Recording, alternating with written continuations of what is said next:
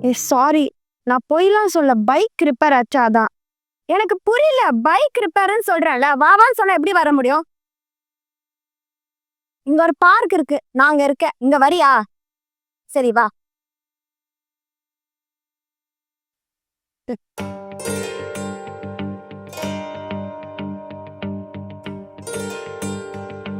பார்த்து பார்த்து பொறுமை. ஓகேவா? தேங்க்ஸுங்க. ஐயோ, ஃபோன் டிஸ்பிளே போயிடுச்சு. உங்க கை அடிபட்டிருக்குங்க. நீங்க அதை விட உங்கள்கிட்ட ஃபோன் இருக்கா? இருக்கு. நிமிஷம் தாங்க. பாஸ்.